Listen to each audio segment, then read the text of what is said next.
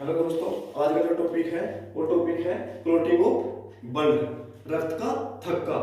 ठीक है, रक्त का थक्का। शरीर में कटने के बाद ब्लड बहता रहता है। ठीक है, उसमें रक्त का थक्का किस प्रकार जमता है, शरीर में कौन कौन से पदार्थ हैं जो रक्त का थक्का जमाने में सहायक हैं। ठीक है, और ब्लड किस तरह रुक जाता है। यदि किसी इंसान का ब्लड ना रुके, किसी इंसान का ब्लड कटने के बाद ना रुके, तो वो कौन से रोग से ग्रस्त होगा? तो होगा हीमोफीलिया। हीमोफीलिया से ग्रस्त होगा। लेकिन अब तो रक्त के थक्के की बात है, तो क्लॉटिंग ऑफ ब्लड, रक्त का थक्का किस प्रकार जमता है? Cascading procedure.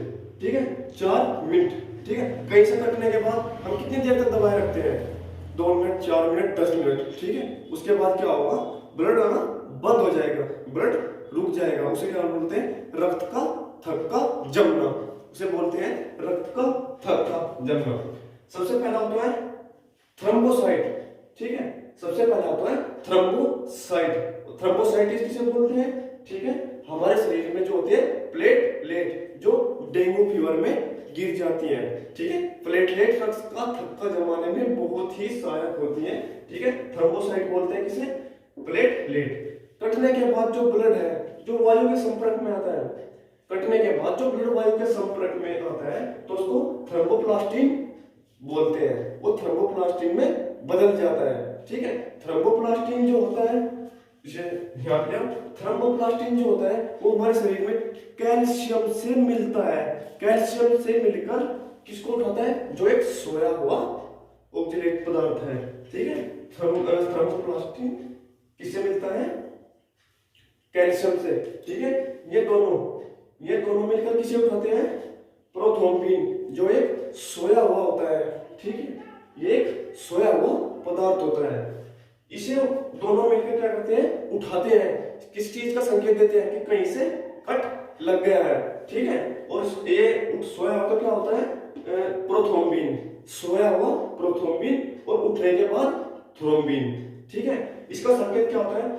इससे संकेत दिया गया है कि जब भी प्रोथ्रोम्बिन को उठाया जाएगा, इसका मतलब है कहीं से कट गया, कहीं से ब्लड चल गया, कट गया। ठीक है, प्रोथ्रोम्बिन हो गया।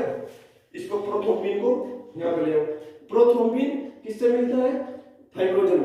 फाइब्रोजन क्या होता है? सोया हुआ होता है। ठीक है, प्रोथ्रोम्बिन मिलकर किसे उठाता है? फाइब्रोजन को।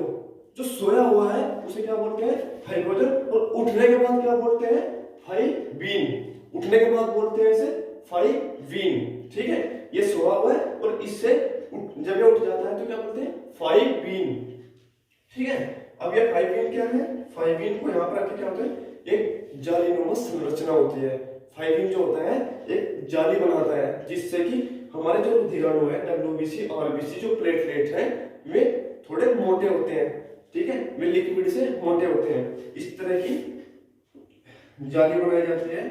ठीक है, जिससे कि डब्ल्यूबीसी, आरबीसी और प्लेटलेट जो होते हैं वे हमारे शरीर से बाहर कम मात्रा में निकले। जालीनुमा संरचना। ठीक है, जब ये चलते हैं तो क्या होता है? जैसे कि ये जालीनुमा संरचना है, तो आरबीसी, डब्ल्यूबीसी, प्लेटलेट्स इसके अंदर को निकल के जब आते हैं तो वे मोटे होते हैं। वे क्या होते हैं? फंस जाते हैं। फंसने के बाद में लिक्विड बाहर नहीं आ पाता। ठीक है, ये लिक्विड बाहर नहीं आ पाता और क्या बन जाता है? रक्त का थक्का। क्या बन जाता है? रक्त का थक्का। ठीक है, थ्रोम्बोसाइट क्या होती है? प्लेटलेट। और कटने के बाद जो प्लेटलेट पार्ट में ब्लड से निकलते हैं, वायु के संपर्क में आने से क्या बनाते हैं? थ्रोम्बोप्लास्टिन। ठीक है, तो बनाते हैं थ्रोम्बोप्लास्टिन। और जो थ्रोम्बोप्लास्टिन है वो किससे मिलती है? जिससे कि मिलना या दोस्ती करना, दोनों मिलकर किसे उठाते हैं? प्रोथ्रोम्बिन को। ठीक है, प्रोथ्रोम्बिन को उठाते हैं। उठाने के बाद में क्या होते हैं? इसका संकेत होता है, जब भी इसे सोए हुए को उठाया जाता है तो ये समझ लेता है कि कहीं से कट गया। ठीक है, कहीं से कट गया। सोया हुआ क्या होता है? प्रोथ्रोम्बिन। और उठने के बाद क्या हो जाता है? थ्रोम्बिन। ठीक है, उठने के बाद होता है थ्रोम्बिन। अब थ्रोम्बिन को यहाँ रखो। थ्रोम्बिन को यहाँ रखने के बाद में ये किसे उठाता है? थ्रोम्बिन किसे उठाता है? फाइब्रेजन को। ठीक है, फाइब्रेजन को। ठीक है, थ्रोम्बिन किसे उठाता है? फाइब्रेजन को। अतः ये क्या है? सोया हुआ। और सोया हुआ जब उठ जाता है तो उठने वाले को क्या बोलते हैं? फाइब्रीन। इसे बोलते हैं फाइव बीन, उठने के बाद। और जो फाइव बीन है ये क्या होता है, जालीनुमा संरचना बनाता है, जिससे कि लिक्विड बाहर ना आ सके, आरबीसी डब्ल्यूबीसी और जो प्लेटलेट है ये मोटे काउंट होते हैं, जिससे कि फंस जाए। ठीक है, इसमें से जाली में फंसने के बाद में क्या होता है, रक्त का थक्का जमाता है, जिससे कि बाहर लिक्विड ना आ पाए। ठीक है, इन्हें रुधिर, ये इस तरह की संरचना होती है। इसे फाइब्रिन जालीदार होता है, इसे रुधिराणु डब्ल्यूबीसी आरबीसी, ठीक है, और प्लेटलेट क्या बोलते हैं, रक्त का थक्का, और इस जालीनुमा संरचना में आके फंस जाते हैं, जिससे कि लिक्विड बाहर नहीं आ पाता और रक्त का थक्का जम जाता है, जिससे ब्लड रुक जाता है।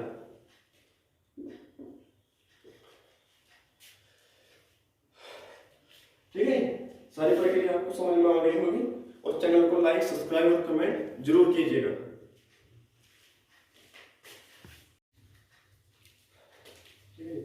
रुधिराणु, ठीक है, रुधिराणु वह पदार्थ है जो थ्रोम्बोसाइट, ठीक है, जिसे आप प्लेटलेट बोलते हैं। ठीक है, इससे मिलके रक्त का थक्का बनाते हैं। ठीक है, और जो इसमें प्रोटीन होते हैं, प्रोटीन, ठीक है, जो है प्रोटीन होते हैं, ठीक है, वो क्या है, फाइब्रोजन, जो थ्रोम्बिन, जो प्लेटलेट और फाइब्रोजन दोनों मिलकर रक्त का थक्का जमाते हैं। ठीक है, किससे मिलते हैं, मिलते किससे हैं, ठीक है, ये देखो रुधिराणु और प्रोटीन, ठीक है, किससे, तत्व कौन सा तत्व है वो, ठीक है, उसका तत्व का नाम है कैल्शियम। ठीक है, किससे मिलते हैं, कैल्शियम से।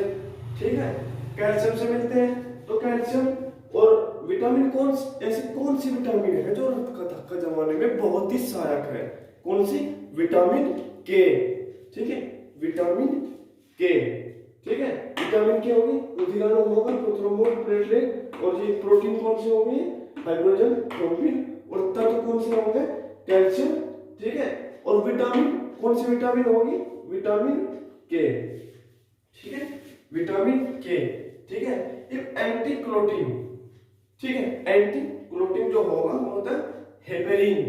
ठीक है, हेपेरिन वो पदार्थ है जो ब्लड को क्लॉट होने नहीं देता, जो जमने नहीं देता। ठीक है, ये चीज क्या करते हैं, ये ब्लड को जमाने की कोशिश करते हैं और ये जमने नहीं देता। ठीक है, तो इसका क्या निष्कर्ष निकलेगा, रुधिराणु, प्रोटीन तत्व जो तीनों मिलकर, ठीक है, ये जो तीनों हैं, ये तीनों मिलकर क्या काम करते हैं, चलो रक्त का थक्का जमाने में सहायक है, और हेपेरिन इसे जमने नहीं देता। ठीक है, तो उसका कारण क्या होगा, जो हेपेरिन होगा, जो हेपेरिन होगा ये वायु के संपर्क में आने से मर जाता है। वायु के जो संपर्क में आएगा तो ये मर जाएगा। इस शरीर में अंदर कहीं भी हवा या वायु जाने की कोई छेद वगैरह या कोई एसिड वगैरह तो है नहीं। ठीक है, तो ये कब जाएगा, जब आपने देखा कि डॉक्टर लोग जब इंजेक्शन लगाते हैं तो उसमें थोड़ी सी दवाई को बाहर जरूर निकालते हैं, किसे निकालते हैं, हवा। ठीक है, वो हवा बोलते हैं, और जब वो लगाते हैं, अगर वो हवा, वो वायु, वो एयर अगर शरीर के अंदर चली जाएगी तो ठीक है, उतने ही हिस्से का क्या होगा, हेपेरिन मर जाएगा और वहां पर रक्त का थक्का जम जाएगा। और रक्त का थक्का जम, जो हार्ट है, जो हमारा बीपी है 120 की स्पीड से धकाता है और 180 के उस स्पीड से खींचता है, सिस्टोलिक डायस्टोलिक जिसे बोलते हैं। नॉर्मल बीपी 120 80 120 की स्पीड से पंप करेगा और 80 की स्पीड से खींचेगा। ठीक है, यदि हेपेरिन को वहां पे हवा लग गई तो क्या होगा, ब्लड क्लॉट हो जाएगा, और क्लॉट होने के बाद क्या होगा, नस में जमा हो जाएगा, जिससे कि ब्लड 120 की स्पीड से उसे धक्का देगा, और धक्का देने के बाद क्या होगा, नस फट जाएगी। ठीक है, नस फट जाएगी, और नस सबसे ज्यादा कहां की फटती है, ब्रेन, क्योंकि ब्रेन की जो नसें होती हैं वो बहुत ही बारीक होती हैं, जिससे कहते हैं हेमरेज, जिसे कहते हैं ब्रेन हेमरेज। ठीक है, तो ये हेपेरिन जो होगा ये जमने नहीं देगा और ये जमाने की कोशिश करेंगे। ठीक है, कटने के बाद वायु के संपर्क में जो ब्लड बाहर निकल गया, जो बाहर आएगा उसका तो रक्त का थक्का जम गया, और अंदर हेपेरिन जो होगा वो अंदर रक्त का थक्का नहीं जमने देगा, ये अंदर नहीं जमने देगा। ठीक है, ये तो बाहर वायु के संपर्क में क्या होगा, रक्त का थक्का जमा देंगे, और जो अंदर की है, जो क्लोटिंग नहीं होने देता, तो वेन में क्लोटिंग नहीं होने देता, क्या है हेपेरिन, ठीक है। हेपेरिन जो होगा वायु के संपर्क में आने से मर जाएगा और अंदर आईवी रक्त का थक्का जम जाएगा, जिससे कि ब्लड 120 स्पीड से प्रेशर देगा और नस फट जाएगी। तो हेपेरिन क्या होगा, उससे रक्त का थक्का नहीं जमने देता, ठीक है। फाइब्रोजन और प्रोथ्रोम्बिन हेपेरिन कहाँ बनते हैं, लीवर में, ये कहाँ पे बनते हैं, लीवर में, ठीक है। तो इस तरह रक्त का थक्का जमता है और हेपेरिन रक्त का थक्का अंदर शरीर में, वेन में, नसों में नहीं जमने देता, ठीक है। हवा के संपर्क में आने से मर जाता है, जब तक इसे हवा नहीं लगेगी तो ये रक्त का थक्का नहीं जमने देगा।